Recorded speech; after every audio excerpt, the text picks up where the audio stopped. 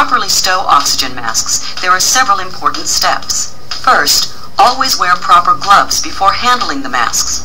Natural human skin oils mixed with oxygen can be an explosive combination. Clean masks according to specifications. Thoroughly inspect all masks, hoses, couplings, seals, and connections for damage. And carefully stow the mask according to directions.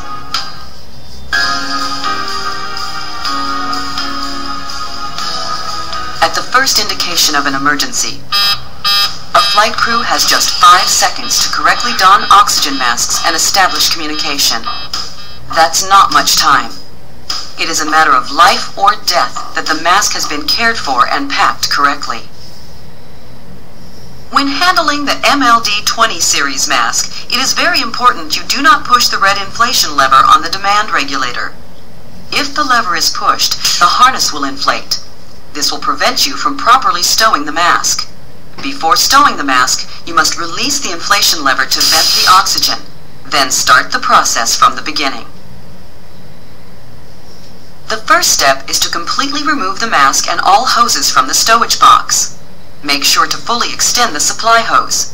If it's necessary, rotate the mask to make sure the supply hose is not twisted.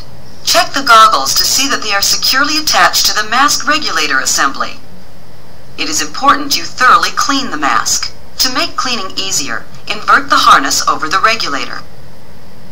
Use alcohol-based disinfectant towelettes. Carefully clean the entire oral nasal face piece, face seal, and the microphone. Examine the mask assembly in a well-lighted area. Make sure the assembly is visibly clean and free of contamination. Allow the mask to completely air dry.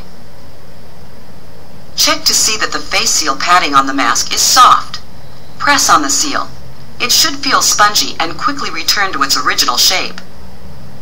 Next, check to make sure all hoses are properly connected. With use, there will be signs of normal wear. However, you should look for any damage to the equipment. There are 2 connectors inside the stowage box. They must be attached correctly for the mask to work properly.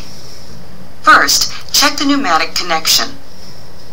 Then make sure the microphone cable from the mask is properly connected. At the same time, carefully check the connections, the supply hose, microphone cable, and harness for damaged or broken areas. This is an example of what you should inspect for. Check for any breaks, cracks, cuts, or other damage to the supply hose or harness. You are now ready to start stowing the mask in the box. Return the harness to its normal position, making sure it is not tangled or twisted. Looking into the stowage box, coil the supply hose into the box using a counterclockwise motion. Stack the loops from the bottom of the box upward using the largest diameter loops possible. As you make the loops, it may be necessary to rotate the mask to prevent the supply hose from twisting and tangling. Gently press down on the coils to push them down in the box. Be careful not to tangle the slack hose as you do so. When the hose is properly coiled, each coil should be neatly stacked on the one below, with the edges reaching the sides of the stowage box. The next step is to prepare the mask and harness so it will fit into the box. With the regulator on the mask against the palm of one hand, hold the mask upside down so you're looking at the face cone. Make sure the harness is completely deflated. It should hang freely from the face piece. With your free hand, grasp the longer left cross strap. Then pull the entire harness to the left across the face cone. Hold the longer right strap against the face cone. Then fold the rest of the harness back across the mask so the long left strap is resting against the right edge of the face cone. Be careful not to hook the straps around the face cone.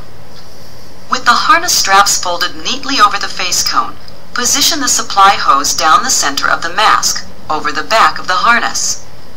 Doing this will ensure proper hose alignment when the doors on the stowage box are closed. Carefully insert the mask assembly into the stowage box. Do not rub the lens against the box. As you lower the mask into the box, be sure not to rotate it, twisting the supply cable. Keep the supply hose at the center of the box. There are 2 styles of stops. For boxes with a bar stop, rest the tabs of the mask on the bar. For boxes with a clip stop, insert the tabs of the mask into the clips until the tabs click into place. After being seated in the stowage box, it is important to make sure the oxygen mask is prepared for proper operation when needed. First, make sure the regulator dilution control is set on 100%. To do this, push the toggle down. Make sure the safety button is in the normal position. Normal is when it is rotated counterclockwise. The next step is to close the left-hand door. When you shut the door, the Oxy On flag will be visible on the outside of the door. Fully push in the Reset Test control lever on the left-hand door. Push it in the direction of the arrow, then release it. If the oxygen system is charged, you will hear the oxygen venting from the supply hose.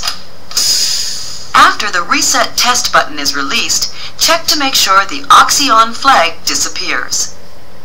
The final step is to close the right-hand door. Be very careful not to pinch or crimp the supply hose when you close the door.